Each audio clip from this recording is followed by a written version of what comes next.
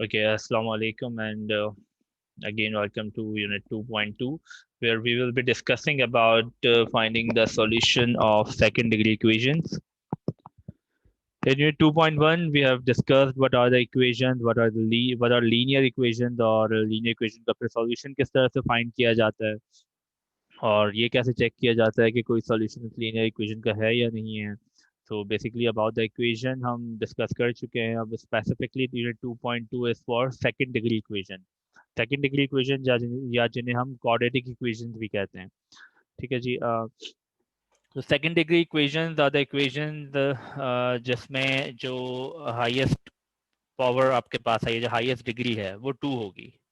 ठीक है, तो ये आपके पास सेकेंड डिग्री इक्वेशंस हैं.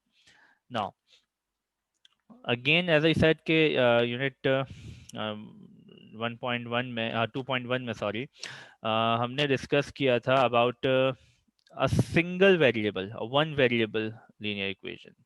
ठीक है जी. तो यहाँ भी अभी हम जो सेकेंड डिग्री इक्वेशन की बात कर रहे हैं वो one variable second degree equation की बात कर रहे हैं,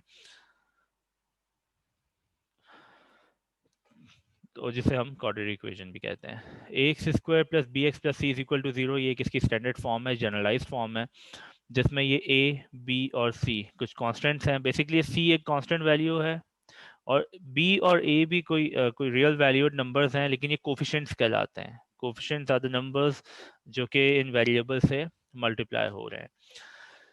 So where a, b, c are constants and are called coefficients, given that a is not equal to zero, a equal to zero नहीं होना चाहिए. अगर a equal to zero हो जाता है तो फिर ये x स्क्वायर वाली टर्म ही खत्म हो जाएगी, तो ये फिर एक सिंपल लीनियर इक्वेशन बन जाएगी. तो a is equal to zero नहीं होना चाहिए. Second degree equation are also called quadratic equation, जैसा कि आपको बताया. अच्छा, ये कुछ एग्जांपल्स हैं क्वाड्रेटिक इक्वेशंस की. 6x square minus 2x plus 1 is equal to 0, 3x square is equal to 12, 2x square minus 1 is equal to 5x plus 9. अच्छा, this is your course of introduction to mathematics, so we are just keeping it simple कि जी अभी हम one variable की बात कर रहे हैं. तो एट टाइम्स ऐसा भी होता है कि हमारे पास सेकंड डिग्री या quadratic equation, second degree equation हमारे पास जब मल्टी वेरिएबल में आ जाती हैं तो थोड़ा सा डिफरेंटली भी उन्हें हम कैटर करते हैं सेकंड डिग्री इक्वेशन को. Right now we are dealing with only one variable equation और हम उसे उस लेवल पे ही देख रहे हैं जो कि आपके इस कोर्स के लिए ज़रूरी है. सो अगर कोई प्रोडक्ट हो जाता है एक्स इंटू वाई तो वो भी सेकंड डिग्री बन जाता है. ठीक है जी. फॉर एग्जांपल अब मैं आपको जैसे एक एग्जांपल देता हूँ. जैसे अगर लिखा है 2 into x y plus 2x is equal to 0, तो ऑल दो इसमें से किसी भी वेरिएबल के ऊपर पावर 1 से ज़्यादा नहीं है, इसकी पावर भी 1 है, इसकी भी 1 है, इसकी भी 1 है, लेकिन स्टिल ये लीनियर इक्वेशन नहीं है, ये फर्स्ट डिग्री इक्वेशन नहीं है, बिकॉज यहाँ दो डिफरेंट वेरिएबल्स प्रोडक्ट हो रहे हैं. इसकी पावर 1 है, इसकी पावर 2 है, तो ये ओवरऑल पावर इसकी, ओवरऑल डिग्री इसकी 2 बन जाती है. ठीक है जी. तो ये भी सेकंड डिग्री इक्वेशन बन जाती है. सही है. But right now we are dealing with one variables second degree equation, so let's just focus to it.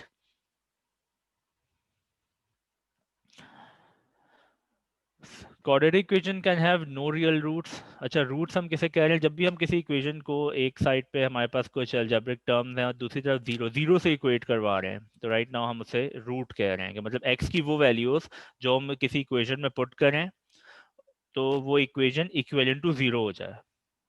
ठीक है जी. लेट्स से अगर ये एक इक्वेशन थी 6x square minus 2x plus 1, तो x की वो वैल्यूज जो मैं यहाँ लेफ्ट साइड पे पुट करूँ x की जगह, तो ये लेफ्ट साइड भी इक्वल टू राइट साइड, मतलब इक्वल टू जीरो हो जाए. तो जब ये पूरी एक्सप्रेशन जिस x की वैल्यू पे इक्वल टू जीरो होती है वो रूट है. इन टर्म्स ऑफ फंक्शन, अगर हम किसी फंक्शन का रूट फाइंड कर रहे हैं, किसी इक्वेशन का रूट फाइंड कर रहे हैं, तो होता ये कि x की वो वैल्यू जिस पे आपका फंक्शन इक्विवेलेंट टू जीरो हो जाए वो रूट कहलाती है. तो राइट नाउ क्योंकि हम जीरो से ही डायरेक्टली इसको इक्वेट कर रहे हैं, as you can see in the first equation, तो हम इसे इसलिए रूट भी कह रहे हैं. नो रियल रूट का मतलब है कि x की कोई भी वैल्यू हो सकता है ऐसी ना निकले जो इक्वेशन को सेटिस्फाई करती हो. वन रियल रूट हो सकता है. वन रियल रूट हो सकता है कि एक x की वैसी वैल्यू हो, एक रियल वैल्यूड नंबर ऐसा हो जो आपकी इक्वेशन को सेटिस्फाई करता हो. टू रियल रूट, मैक्सिमम दो रियल रूट्स ही हो सकते हैं. एक अगर लीनियर इक्वेशन थी 2x plus 3 is equal to 4 for example, first degree equation का मतलब है कि x की कोई एक ऐसी वैल्यू होगी जो इस इक्वेशन को सेटिस्फाई करती है. अगर आपके पास ये होता 2x square plus 3 is equal to 4, तो ये फर्स्ट डिग्री इक्वेशन कहलाती है. अगर आपके पास ये होता 2x square plus 3 is equal to 6, तो ये सेकंड डिग्री इक्वेशन कहलाती है. सेकंड डिग्री में अब आपको मैक्सिमम x की दो वैल्यूज ऐसी होंगी जो इस इक्वेशन को सेटिस्फाई करती होंगी। इसी तरह से हम और आगे चलते जाएं, अगर 3 ले लें, क्यूबिक इक्वेशन आ जाए, तो क्यूबिक में इसमें 3 इक्वेशन ऐसी हो सकती हैं जो कि इस इक्वेशन को सेटिस्फाई करती हो। ठीक है जी। तो as we are discussing about quadratic और सेकंड डिग्री इक्वेशन, तो उसमें मैक्सिमम 2 रियल रूट्स उसके हो सकते हैं। Will study 2 methods of solving quadratic equation. एक फैक्टरिंग मेथड देखेंगे जिसे आप मिडिल टर्म ब्रेक भी कहते हैं, कि फैक्टराइज करेंगे, पहले फैक्टर्स बना लेंगे, और दूसरा है क्वाड्रेटिक फार्मूला। तो let's see them one by one. अच्छा, ये एक इक्वेशन है, मिडिल टर्म ब्रेक भी आगे देखते हैं। फैक्टरिंग के भी फिर डिफरेंट मेथड है, जिसमें से मिडिल टर्म ब्रेक मेथड एक है। अब आई गेस ये कुछ इक्वेशन तो सॉल्व हुई हुई हैं, मैं इन्हें भी डिस्कस कर लूंगा, but it would be better कि अगर मैं आपको एक इक्वेशन लिख के उसे सॉल्व करवा दूं। Just give me a second. Okay, let's say there is an, अभी हम कर रहे हैं फैक्टरिंग मेथड, या जिसे फैक्टराइजेशन भी कह सकते हैं।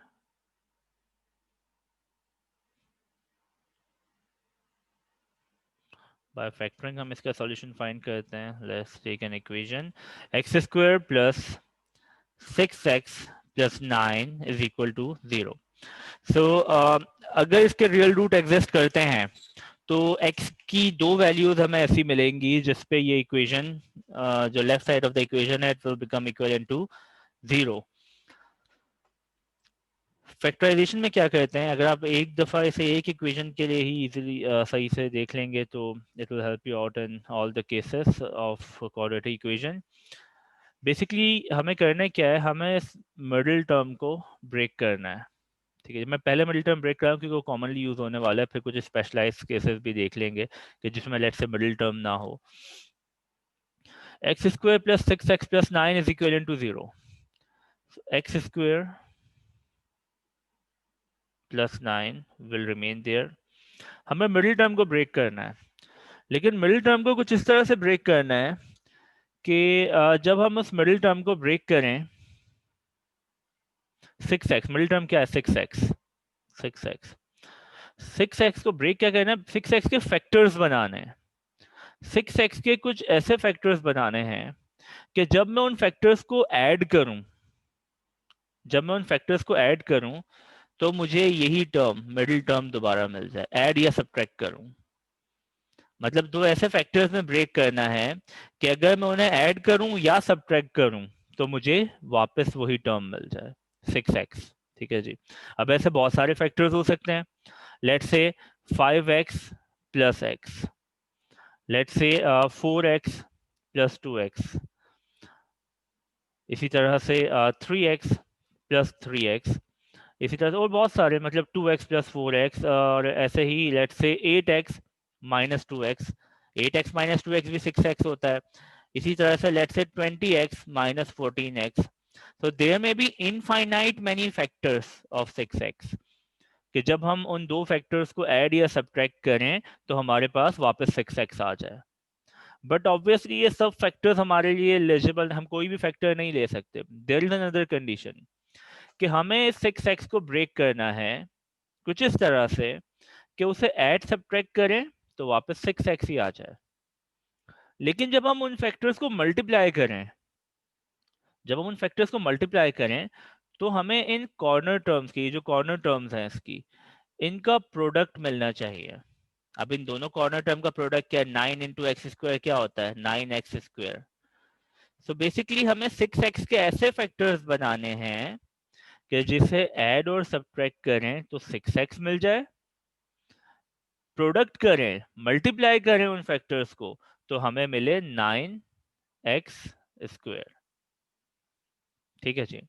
तो बहुत सारे फैक्टर्स थे इसके 6x के। Let's say 5x plus x था, लेकिन जब हम 5x और x को मल्टीप्लाई करते हैं, जब हम इसे मल्टीप्लाई करते हैं तो हमें क्या मिलता है, 5x², which is not true, जो which is not 9x² obviously.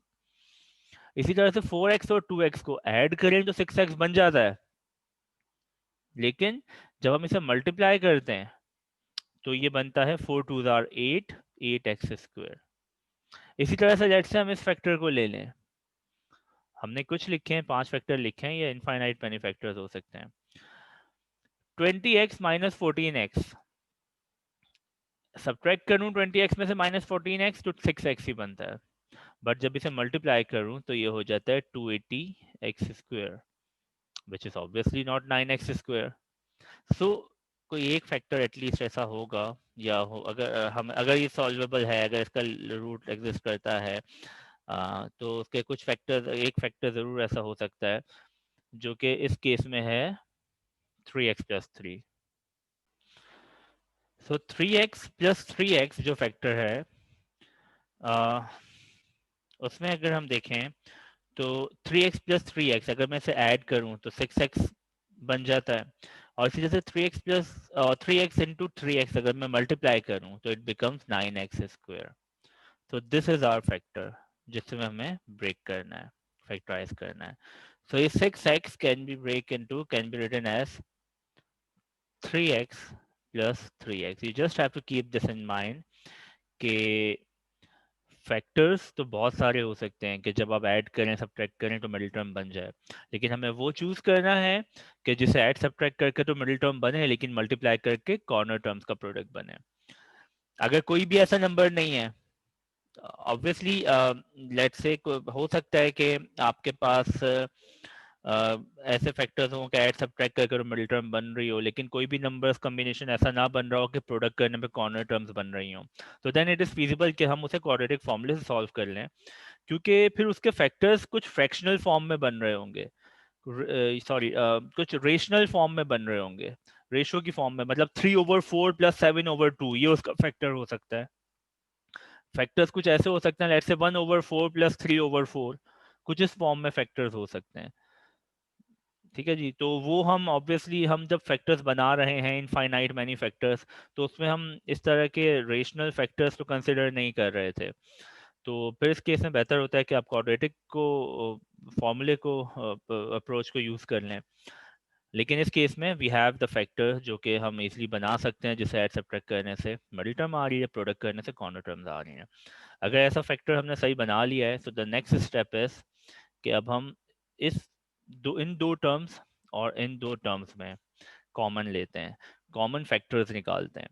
Common factor भी हाईएस्ट कॉमन फैक्टर HCF जो आप निकाल चुके हैं, लेकिन इसमें बड़ा आसान है कि इसमें कॉमन फैक्टर क्या निकलेगा, इसमें दोनों में x कॉमन है। ठीक है जी, इसमें एक्स स्क्वेयर है मतलब x इंटू एक्स, और इसमें भी x है, तो x कॉमन आ रहा है, और यहाँ से x, एक x आ गया है बाहर, एक x कॉमन आ गया तो एक x रह जाएगा, प्लस यहाँ 3x में से x कॉमन आ गया है तो सिर्फ 3 रह जाएगा, प्लस अब इन दोनों में क्या कॉमन है, इन दोनों टर्म्स में, इन दोनों टर्म्स में 3 कॉमन है, तो 3 कॉमन आ जाएगा, 3 कॉमन आ गया तो x प्लस, अब 3 में से 9 में से 3 कॉमन निकाल चुके तो 3 रह गया, because 3 into 3 will again become 9, तो 9 में से 3 कॉमन आया है, तो बेसिकली आपने क्या किया कि 3 इंटू 3, 9 को आप 3 इंटू 3 लिख सकते हैं ना, तो एक 3 कॉमन आ गया और बाकी एक अंदर रह गया, इज इक्वल टू 0। नाउ ये दो स्टेप्स आई होप क्लियर है, otherwise you have the option to repeat it again and again. उसके बाद अब आपने इन दो टर्म्स को अगर देखें तो इन दोनों टर्म्स में से क्या कॉमन आ रहा है, इन दोनों टर्म में x प्लस 3 कॉमन है,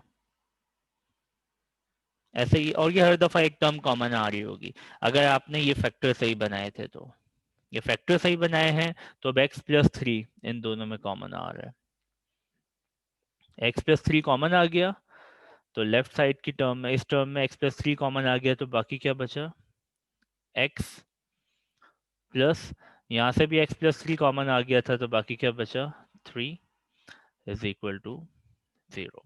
तो ये फाइनल फैक्टर्स बन के आ गए, लेकिन आपको तो इसका सॉल्यूशन फाइंड करना है ना, हम तो इसका सॉल्यूशन फाइंड कर रहे हैं, solution of this quadratic equation, तो हमें तो x की वैल्यूज चाहिए।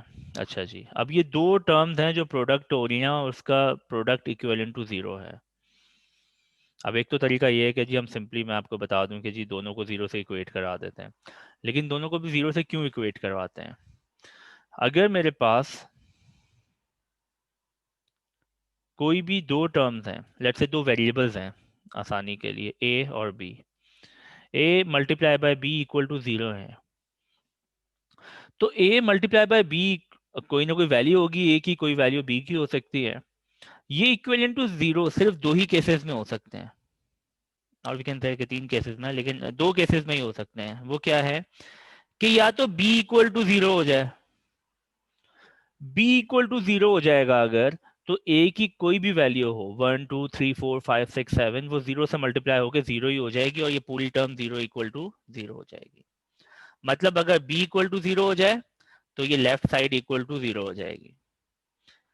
दूसरा सिनेरियो क्या है कि a into b is equal to zero, दूसरे सिनेरियो में कब लेफ्ट साइड जीरो हो सकती है कि जब a इक्वल टू जीरो हो जाए। अब a इक्वल टू जीरो हो जाता है तो b की कोई भी वैल्यू हो, left side equal to zero हो जाएगी। Same goes for this thing कि यहाँ पे दो टर्म है x प्लस थ्री और x प्लस थ्री, दूसरी भी x प्लस थ्री ही है, इज इक्वल टू जीरो। तो या तो ये टर्म इक्वल टू जीरो हो जाए या ये टर्म इक्वल टू जीरो हो जाए, तो आपकी जो लेफ्ट साइड है इक्वल टू राइट साइड हो जाएगी, क्योंकि करना तो यही है ना, x की वो वैल्यू फाइंड करनी है जिसमें लेफ्ट साइड राइट साइड की इक्वल हो जाए। सो हम दोनों को वन बाय वन जीरो से इक्वेट करा लेंगे। x plus three is equal to zero and this thing x plus three is equal to zero. In this case ये दोनों सेम आ गई हैं, इस केस में दोनों सेम आ गई हैं, जरूरी नहीं है दोनों सेम आए, डिफरेंट आएंगी, डिफरेंट आ सकती हैं, बल्कि मेजॉरिटी केसेस में आएंगी। So x plus three is equal to zero का मतलब है x is equal to minus three, x plus three is equal to zero का मतलब है x is equal to three, वहां जाके माइनस थ्री। सो बेसिकली दो एक्स की वैल्यू तो निकाली है हमने, लेकिन दोनों सेम आ रही हैं, तो इसका मतलब है कि इसके जो दो रियल रूट हैं वो दोनों रियल रूट एक ही पॉइंट को लोकेट कर रहे हैं। तो बेसिकली इसका एक ही पॉइंट पे रूट एग्जिस्ट करता है, which is x is equal to minus three, ये इसका सॉल्यूशन है। सो बेसिकली सिर्फ एक वैल्यू ऐसी है जो इस इक्वेशन को सेटिस्फाई करती है, विच इज माइनस थ्री। मतलब आप इस इक्वेशन में अगर x की जगह माइनस थ्री रखेंगे तो आपकी left side equal to right side हो जाएगी। ठीक है जी, करके भी देख लेते हैं।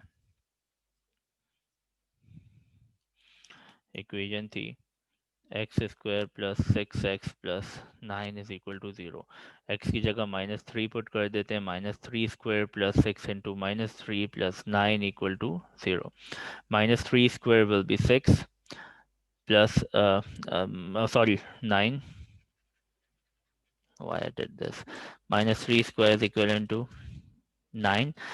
9 इसलिए बिकॉज अगर पावर इवन हो तो फिर नेगेटिव साइन भी पॉजिटिव हो जाता है, minus three into minus three will be positive nine, plus six into minus three, now six into minus three, six three are 18, और plus into minus minus, so it will be minus 18 plus 9 is equal to 0। so 9 और plus nine, 18, 18 minus 18 zero हो जाता है, directly कर लें, 9 minus 18 will be minus nine, minus nine plus nine is equal to zero, and zero is equal to zero. So this is the solution of this quadratic equation. ठीक है जी, I guess कि इसमें कोई मसला नहीं है। अब ये कुछ ये आपने सॉल्व कर लिया है, फैक्टर्स बनाना आपको आ जाते हैं, अगेन डिफरेंट एक्सप्रेशन आएंगी, सबके फैक्टर्स बनाएंगे, जितनी प्रैक्टिस करेंगे उतना जल्दी फैक्टर्स आपके माइंड में आने लगे। कोई शॉर्टकट नहीं है, आपको दिमाग चलाना है, आपको फैक्टर्स देखने हैं बना के कि इसके क्या क्या फैक्टर्स बनते हैं, और फिर उन्हें प्रोडक्ट करके कॉर्नर टर्म का प्रोडक्ट आ रहा है या नहीं आ रहा, आ रहा है तो आप उनको फैक्टर्स बना के इस तरह से सॉल्व कर सकते हैं। ठीक है जी, तो कोई शॉर्टकट नहीं है, ऐसे ही करना है। इसी तरह से फैक्टर्स बनाना is the main thing, middle term break is only one of the thing जिसको हम यूज करते हुए फैक्टर बना सकते हैं। अब आप इसे देखें, x square minus four x equal to zero, तो ये कंपैरेटिवली आसान हो जाता है पिछले क्वेश्चन से, क्योंकि इसमें आपने सिंपली अगर आप एक्स कॉमन ले लेते हैं तो वो दो फैक्टर बाय डिफॉल्ट बन गए आपके पास। जो टास्क हमने यहाँ इतने सारे स्टेप करने के बाद अचीव किया था कि दो फैक्टर्स बने थे हमारे पास जिनका प्रोडक्ट इक्विवेलेंट टू जीरो था, आपने सिंपली यहाँ पे x कॉमन लिया तो दो फैक्टर्स बन गए, ठीक है जी। तो now either x is equal to 0 और x minus 4 is equal to 0। तो यहाँ से x की वैल्यू एक 0 आ गई और यहाँ से x is equal to 4, x is equal to 0 and x is equal to 4। ये आपके दो सॉल्यूशन आ गए इस क्वाड्रेटिक इक्वेशन के, ठीक है जी। इसी तरह से ये एक इक्वेशन है। अब इसमें एक सेकंड, एक आपके पास सेकंड डिग्री टर्म थी, एक फर्स्ट डिग्री टर्म थी। इसमें आपके पास एक सेकंड डिग्री टर्म है और एक सिंपली आपके पास कांस्टेंट वैल्यू है। तो दो अप्रोचेज हैं बेसिकली। एक तो ये कि ये इसको आप फॉर्मूला बना लें जैसे यहाँ बनाया गया है, a square minus b square is equal to 0। So basically a square minus b square is equal to 0 अगर आप कर लेते हैं, इसे इस फॉर्म में ले आते हैं, तो अब a square minus b square is equal to, ये एक फॉर्मूला है a plus b, algebraic expression है आपने पढ़ी है, a plus b into a minus b. A square minus b square is equal to a plus b into a minus b, ठीक है जी। तो आप इसे यहाँ यूज कर सकते हैं because x square minus 25 it can be written as x square minus 5 square is equal to 0, ठीक है जी। So x square minus 5 square, इसे आप a plus b a minus b की फॉर्म में लिखें तो x plus 5 x minus 5 equal to 0 बन जाएगा। अगेन वो दो फैक्टर्स बन गए जो हमें रिक्वायर्ड होते हैं। इसके बाद हम लिख सकते हैं कि either x plus 5 is equal to 0 और x minus 5 is equal to 0। So x is equal to minus 5 एक सॉल्यूशन, एक root, x is equal to plus 5 दूसरा रूट। नाउ इसका मतलब है कि अब आप चाहे इस इक्वेशन में माइनस 5 पुट करें या प्लस 5 पुट करें, दोनों केसेस में left side equal to right side prove हो रही होगी, ठीक है जी। करके देख सकते हैं, क्योंकि माइनस 5 अगर आप इस इक्वेशन में x square minus 25 is equal to 0, यहाँ माइनस 5 रखते हैं, माइनस 5 का square into minus sorry minus 25 is equal to 0। तो माइनस 5 का स्क्वायर 25 होता है, 25 minus 25 is equal to 0 and 0 is equal to 0। इसी तरह से आप 5 भी पुट करेंगे तो इक्वेशन सेटिस्फाई हो जाएगी, ठीक है जी। और दूसरा सिंपली यही है आपके पास कि आप ये फॉर्मूला वगैरह अप्लाई ना करें जी, आप सिंपली इसको राइट साइड पे लेके जाएं और राइट साइड पे लेके जाते हैं तो यू कैन सी कि इस तरह से आपको ये दो सॉल्यूशंस मिल गए हैं, ठीक है जी। दो सॉल्यूशन मिल गए हैं। वही दो सॉल्यूशन आपको कैसे मिल सकते थे कि एक्स स्क्वायर माइनस 25 है, तो x square is equal to आप इसे राइट साइड लेके जाते ही 25 हो जाता है। बोथ साइड्स रूट ले लेते तो ये हो जाता x इज इक्वल टू 25 का रूट प्लस माइनस 5 होता है, तो प्लस 5 माइनस 5 दोनों वैल्यूज मिल गई हैं, ठीक है जी। अब नेक्स्ट ये सिनेरियो है आपके पास। नाउ सी दैट के ये हम फैक्टरिंग देख रहे हैं कि किस किस तरह के क्वेश्चन हो सकते हैं। एक तो सिंपल सा हो गया ना कि जो कि प्योर क्वाड्रेटिक फॉर्म में होगा, ये वाला क्वेश्चन प्योर क्वाड्रेटिक फॉर्म में है, ठीक है जी। तो ऐसे सॉल्व कर लिया। जिसमें कांस्टेंट मिसिंग था वो कुछ इस तरह से सॉल्व हो जाएगा। जिसमें एक सिंगल वेरिएबल टर्म मिसिंग है कुछ इस तरह से सॉल्व हो जाएगा। Now there may be some other things, other scenarios कि जिसमें कुछ इस तरह की टर्म आ जाए। अब a square minus b square का तो फॉर्मूला होता है, लेकिन ए स्क्वायर प्लस बी स्क्वायर का नहीं है। और अगर हम इसे दूसरा मेथड से भी करें, it has been done over here कि x square is equal to 25 को राइट साइड पे लेके गए तो माइनस 25 हो गया। अगर हम बोथ साइड रूट लेते हैं तो now here comes the part के अब जिसके आगे हम सॉल्व नहीं कर सकते हैं, बिकॉज जब रूट के अंदर नेगेटिव वैल्यू आ जाती है तो वो फिर रियल नंबर नहीं रहता, क्योंकि उसमें आयोटा इन्वॉल्व हो जाता है। अब आयोटा जहाँ आ गया वो एक इमेजिनरी नंबर बन गया है।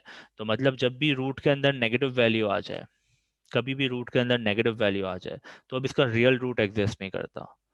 x is equal to under root minus 25 आ गया, तो the right side contain negative sign in the square root, which means a root is not real but imaginary. अब एक imaginary root है।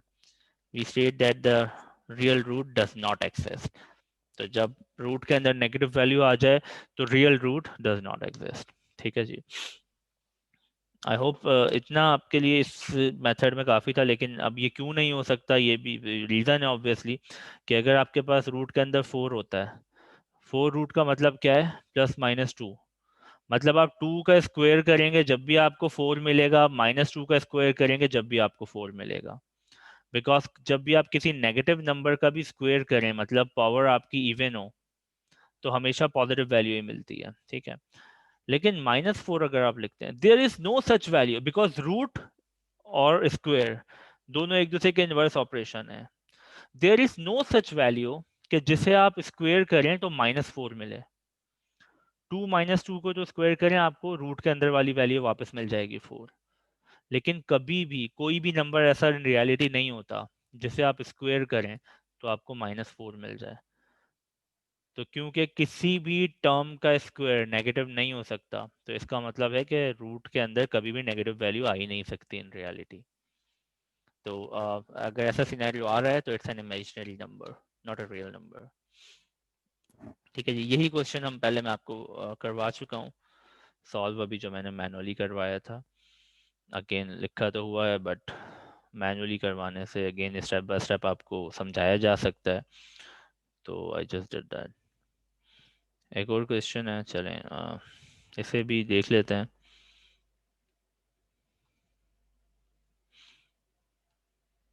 यही क्वेश्चन देख लेते हैं। ठीक है जी, अगेन फैक्टर बनाना इज द इम्पोर्टेंट पार्ट, बाकी सारे स्टेप्स तो सेम ही है। 18y के फैक्टर बनाने हैं, 4y² plus 18y minus 10 is equal to 0। This is just one tricky part जो कि इस क्वेश्चन में है कि 18y को ब्रेक कैसे करें।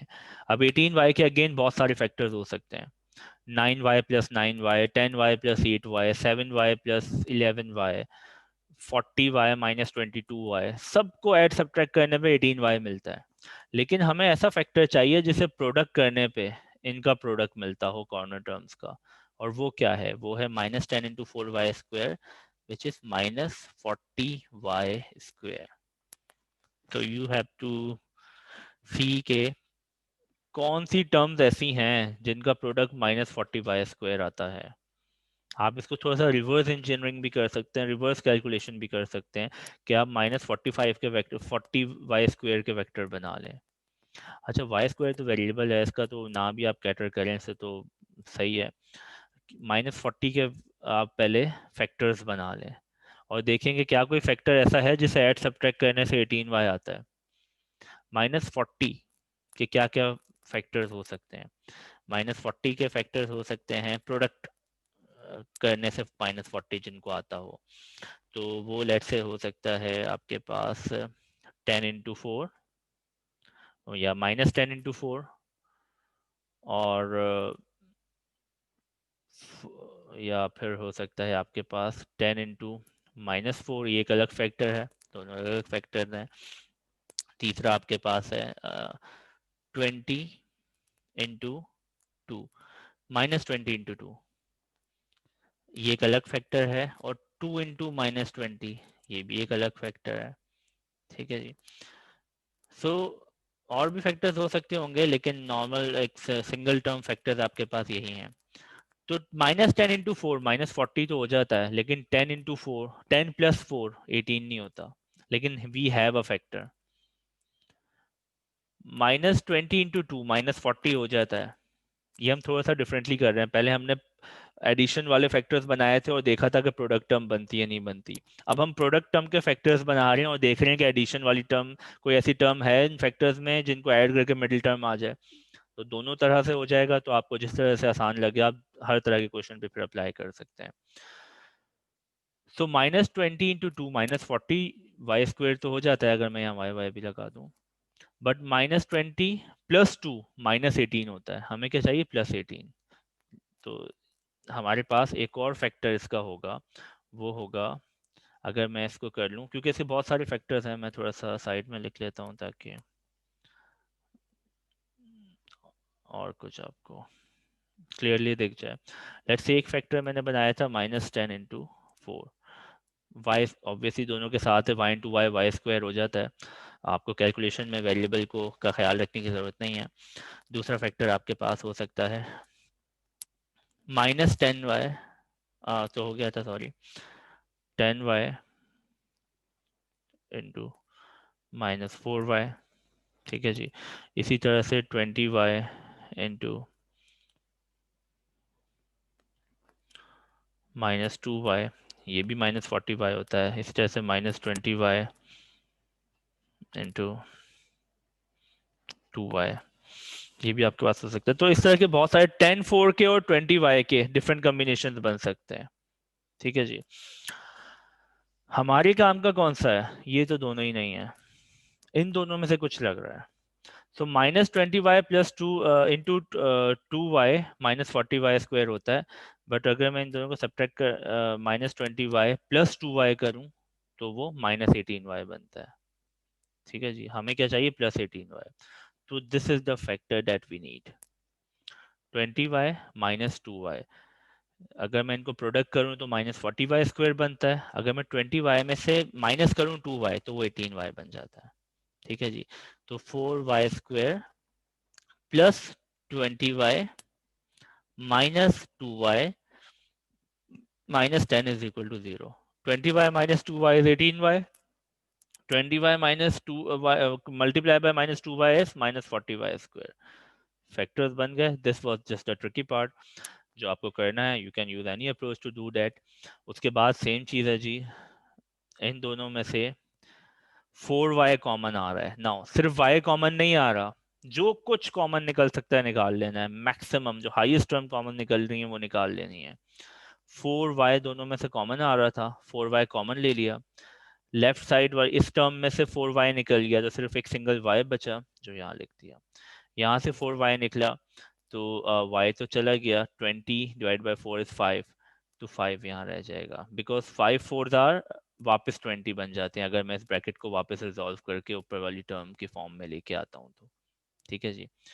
माइनस, अब इसमें से क्या कॉमन निकल रहा है? -2। तो सिर्फ 2 नहीं, -2 कॉमन निकाला है। दोनों में से -2 कॉमन निकाला है। हमें ऐसी टर्म भी कॉमन निकालनी है कि जिसके बाद ये दोनों सेम साइंस आए बीच में, ठीक है जी। 2 कॉमन निकाल सकते थे, 2 कॉमन निकालते तो यहाँ का साइन चेंज हो जाता था, ठीक है जी। तो -2 कॉमन निकालेंगे, यहाँ y बचेगा, यहाँ 5 बचेगा। फिर नेक्स्ट स्टेप क्या होता है? इन दोनों में से y + 5 कॉमन आ रहा है, यहाँ 4y बचा, यहाँ -2 बचा। फैक्टर्स बन गए।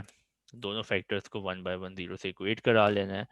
4y -2 इज इक्वल टू 0 और y + 5 is equal to 0। So 4y is equal to 2 and y is equal to 1/2, क्योंकि इक्वेशन हम पहले सॉल्व कर चुके हैं। सिंगल वेरिएबल इक्वेशन बन गई थी अभी 1.1 में, तो यू नो कि इसे कैसे सॉल्व करना है। And y is equal to -5। So these are the two solution. दोनों को 1 by 1 आप इस इक्वेशन में पुट करके देखें, your equation will be satisfied, ठीक है जी। तो ये तो हो गया फैक्टराइजेशन मेथड, फैक्टरिंग मेथड। उसके बाद आ जाता है क्वाड्रेटिक मेथड। आई होप इसमें कोई कंफ्यूजन नहीं होगी। क्वाड्रेटिक फॉर्मूला एक फॉर्मूला है, सिंपली इसमें वैल्यूज पुट कर देनी है, बड़ी आसानी से हो जाता है। इसमें आपको कुछ दिमाग लगाने की इतना ज़रूरत नहीं होती कि फैक्टर्स क्या बन रहे हैं। आप सिंपली क्वाड्रेटिक फॉर्मूला यूज़ कर सकते हैं। अच्छा जी, अगर आप क्वेश्चंस में कैसे करना है, ऑब्वियसली अगर लिखा हुआ है कि इस इक्वेशन को सॉल्व करें तो you can use any approach. लेकिन अगर लिखा हुआ है कि इसको solve this equation, solve this second degree equation using quadratic formula, तो स्पेसिफाई कर दिया गया है तो then you have to use quadratic formula. अगर स्पेसिफाई कर दिया गया है कि बाय फैक्टरिंग सॉल्व करें तो फिर आपको फैक्टरिंग से ही सॉल्व करना है। लेकिन अगर इट्स एन ओपन क्वेश्चन कि जिसमें लिखा है कि solve the following, let's say second degree equation और क्वाड्रेटिक इक्वेशन, तो क्वाड्रेटिक इक्वेशन का मतलब हरगिज ये नहीं है कि you are specified to solve it using quadratic formula. Quadratic equation simply second degree equation को कह रहे हैं। अगर मेंशन नहीं किया मेथड तो you can use any approach. अच्छा जी, now this is the equation. Simply जब भी आपको फर्स्ट स्लाइड में एक स्टैंडर्डाइज्ड फॉर्म, जनरलाइज फॉर्म लिखवाई गई थी, वो थी ax² minus plus bx plus c is equal to 0।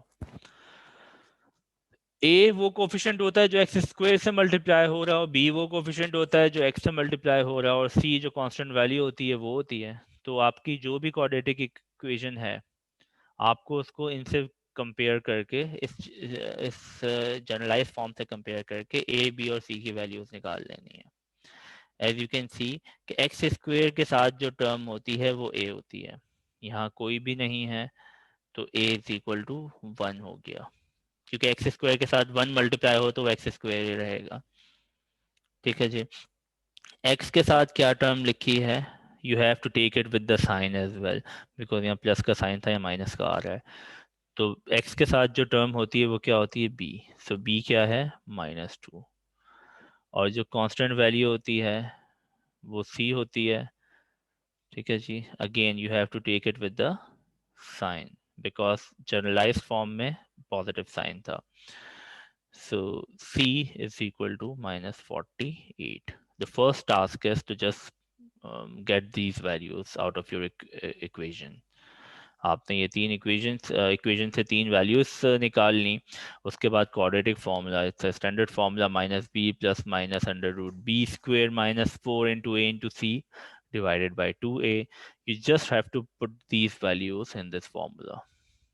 I think you are good enough कि अब ये वैल्यूज सिंपली पुट करनी है और कैलकुलेशंस करनी है।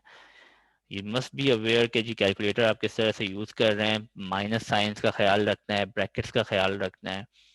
और सिंपली b की जगह -2 था तो b की जगह -2 पुट कर दिया। अगेन b स्क्वायर था, बाकी सारे साइन एज इट इज आ गए, plus minus under root b square था, b की वैल्यू है -2 तो अगेन b की जगह -2 पुट कर दिया। -4 into a, the value of a is 1 तो a की जगह 1 पुट कर दिया, इंटू c, c की जगह c की वैल्यू पुट कर दी which is -48 divided by 2 into a की जगह a की वैल्यू पुट कर दी। ठीक है जी। तो आई गेस ये वैल्यूज पुट करने के बाद कुछ इतना मुश्किल नहीं रहता, ऐड सब्ट्रैक्ट मल्टीप्लाई करना है, साइंस का ख्याल रखना है। -4 into -48 इज +192। ठीक है जी, +192। नाउ बॉडमस रूल भी फॉलो करना है, तो आपको पहले इसी को फॉलो सॉल्व करना है इंटरनली। 192 + 4 इज 196, बाकी सारी टर्म्स एज इट इज आ रही हैं अभी।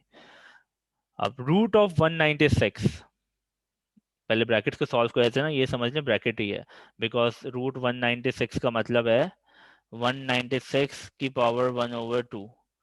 ब्रैकेट सॉल्व हुए पहले, अब उसके बाद ऑर्डर्स को सॉल्व करना है, तो 196 का रूट लेना है पहले, रूट लेंगे 196 का 14 आ जाएगा। Still there are two signs +-2। और ये क्यों है दो साइंस, क्योंकि हमें दो वैल्यूज मिलेंगी क्वाड्रेटिक इक्वेशन से। तो अब यहाँ तक करने के बाद एक दफ़ा इस पूरी एक्सप्रेशन को प्लस साइन के साथ लिख लें, 2 + 14/2, 2 + 14/2, इससे एक सॉल्यूशन मिल जाएगा। और एक दफ़ा माइनस साइन के साथ लिख लें, 2 - 14/2, 2 - 14/2, इससे दूसरा सॉल्यूशन मिल जाएगा। ठीक है जी, solve it. 2 + 14 is equal to 16, 16 divided by 2 is 8, 2 - 14/2, 2 - 14 is equal to -12, -12/2 is -6. So these are the two solutions. तो क्वाड्रेटिक फॉर्म में से बड़ा सिंपल हो जाता है जी, कि आपने सिर्फ इन कोफिशिएंट्स को, कांस्टेंट वैल्यूज को आइडेंटिफाई करना है और उसके बाद इसे एक फॉर्मूले में पुट कर देना है, you will be getting the results.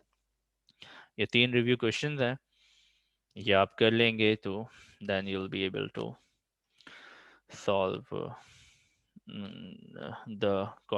solve the quadratic equation. अब आप इन्हें तीनों फैक्टरिंग से भी करके देखेंगे और quadratic formula से भी करके देखेंगे. These are the review questions for you. And now after doing this unit, you will be able to solve all the questions of exercise 1.2 of our textbook that we discuss in the lecture. Budnick की जो book है, Frank S. Budnick की Applied Mathematics for Business, Economics and Social Sciences, उसकी exercise 1.2 के जो questions हैं वो आप सब solve कर सकते हैं, because वो सब factoring और quadratic formula से related ही हैं. Alright ji, that's it from this unit. I'll be seeing you in unit 1.3 2.3, sorry.